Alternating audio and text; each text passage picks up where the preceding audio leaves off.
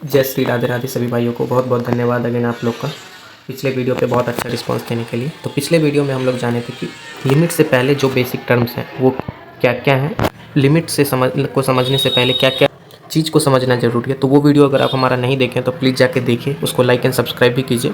तो पिछले वीडियो में हम लोग ये सारा चीज़ कवर किए थे, उसको फिर एग्जाम्पल से समझे थे और उसमें देखे थे कि लिमिट से पहले बजट को कैसे समझना है, कैसे डिसाइड करना है। ठीक है, अब आगे बढ़ते हैं, हम लोग लिमिट को अच्छे से जानेंगे कि लिमिट क्यों ज़रूरी है, कैसे करना चाहिए।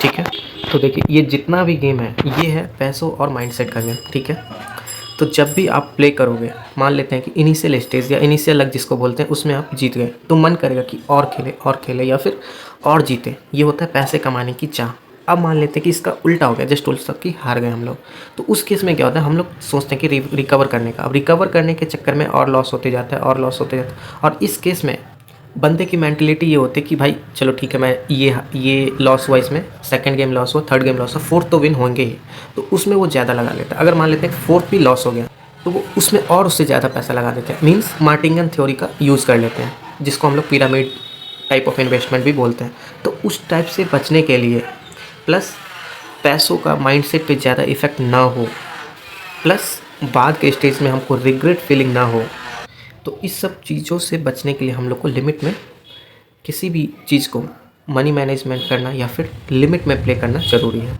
इसका एक और एग्जांपल हम लोग ले सकते हैं कि कोई भी गेम 100% श्योर नहीं होता, या फिर कोई भी गेम प्रोबेबिलिटी पे ही वर्क करता है, या फिर आपके स्टैट्स पे ही वर्क करता है, और वो स्टैट्स 100% वर्क नहीं करता है किसी भी सिनेरियो में। ठीक है, तो इस प्रोबेबिलिटी को माइंड में रखते हुए ही अपनी प्रोबेबिलिटी के हिसाब से लिमिट का यूज़ करना चाहिए।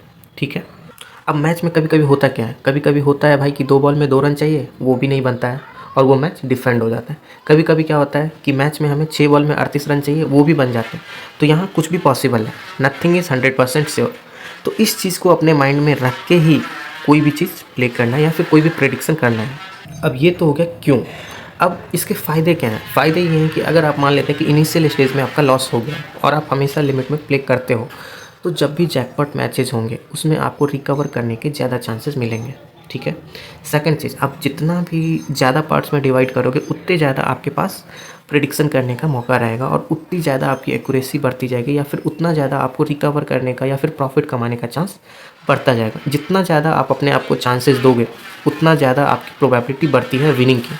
अब एक एग्जांपल ले लेते हैं, जैसे मान लेते हैं कि 5 लगातार मैच स्ट्रेट हो गए और छठा मैच जैकपॉट हो गया, तो अगर आप लिमिट में प्ले करते रहे तो वो 6th मैच आपको सारा का सारा फिर पिछले 5 मैच या एटलीस्ट 2-3 मैच का आपका पैसा रिकवर करके दे देगा। ठीक, जानेंगे लिमिट मैनेजमेंट करे कैसे। तो अब देखिए, हम लोग पिछले वीडियो में सब कुछ जाने थे कि बजट होता क्या, अब बजट को कैसे डिवाइड करके लिमिट बनाना है उस चीज़ का डिस्कशन करेंगे। ठीक है, तो उस चीज़ के लिए अब जैसे मान लेते हैं कि पिछले एग्जांपल में लिए थे कि बजट अपना 30K निकल गया था, तो उस 30K को मंथ में जितने भी डेज़ हैं उतने पार्ट में आपको डिवाइड कर लेना है।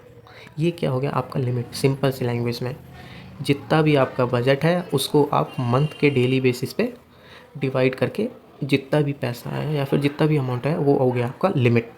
ठीक है, उस लिमिट को कैसे प्ले करना है, उस लिमिट को हमेशा ही रिस्क एंड रिवार्ड रेशियो पे ही यूज करना है। ठीक है, अब इसको हम लोग एक एग्जांपल के थ्रू ले लेंगे कि जैसे मान लेते हैं कि आपके पास 30K था, और उस 30K का अगर मान लेते हैं सबसे पहले नेगेटिव सिनेरियो कि लॉस हो गया, तो आपके लाइफ पे कोई भी इम्पैक्ट नहीं पड़े, तो वो आपका बजट हो गया 30K।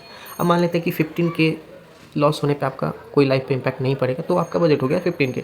किसी का 1 लाख हो सकता है, किसी का कुछ भी हो सकता है, मैं बस एग्जांपल ले रहा हूँ। ठीक है, अब उसको आपने महीने में अगर मान लेते हैं 30 डेज है तो 30 पार्ट में आपने डिवाइड कर लिया। ठीक है, अब एक लिमिट हो गया आपका 30, अगर आपको 50% लिमिट बोला जाए तो क्या हो गया, उस लिमिट को हाफ से डिवाइड कर दीजिए तो वो हो गया आपका हाफ लिमिट। ठीक है, तो यहाँ आप एग्जांपल के थ्रू भी देख सकते हैं। तो ये था दोस्तों पूरे लिमिट एंड लिमिट मैनेजमेंट कैसे करें इस चीज़ के बारे में। आपको ये वीडियो अच्छा लगे तो चैनल को लाइक एंड सब्सक्राइब कर दीजिए और चैनल को ज्वाइन भी कर लीजिए। ठीक है दोस्तों, थैंक्स अभी के लिए, बाय।